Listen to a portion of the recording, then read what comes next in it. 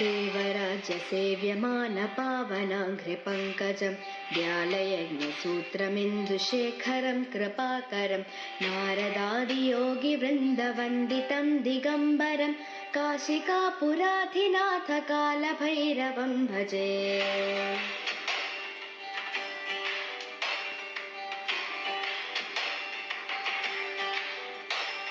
भानुकोटिभास्वरं भवाब्धितारकं परं नीलकण्ठमीप्सितार्थदायकं त्रिलोचनं कालकालमम्बुजाक्षमक्षशूलमक्षरं काशिकापुराधिनाथ कालभैरवं भजे।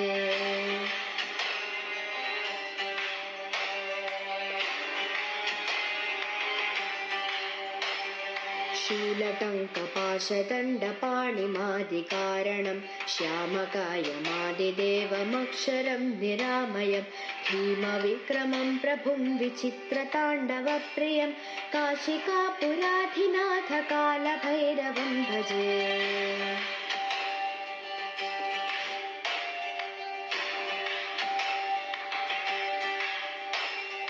भुक्तिमुक्तिदायकं प्रशस्तचारुविग्रहं भक्तवत्सलं स्थितं समस्तलोकविग्रहं विनिक्वणन्मनोज्ञहेमकिङ्किणीलसत्कटिं काशिकापुराधिनाथ कालभैरवं भजे।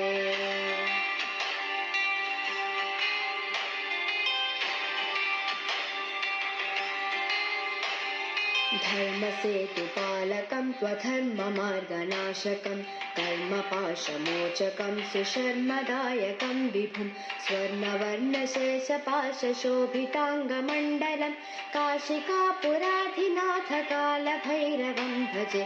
रत्नपादुकाप्रभाभिरामपादयुग्मकं नित्यमद्वितीयमिष्टदैवतं निरञ्जनं मृत्युदर्पनाशनं करालदंष्ट्रमोक्षदं काशिकापुराधिनाथ कालभैरवं भजे।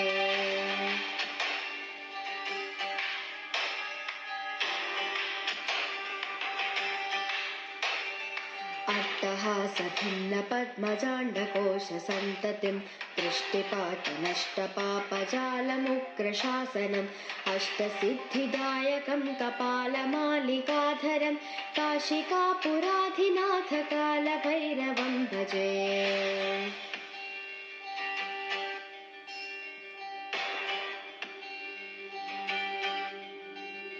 भूतसङ्घनायकं विशालकीर्तिदायकं काशीवासलोकपुण्यपापशोधकं विभुं नीतिमार्गकोविदं पुरातनं जगत्पतिं काशिकापुराधिनाथ कालभैरवं भजे।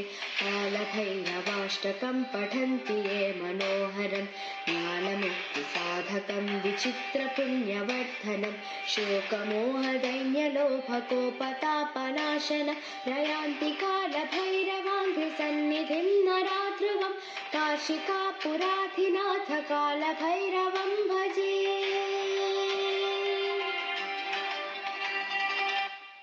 మీ అందరికీ మహాశివరాత్రి శుభాకాంక్షలు.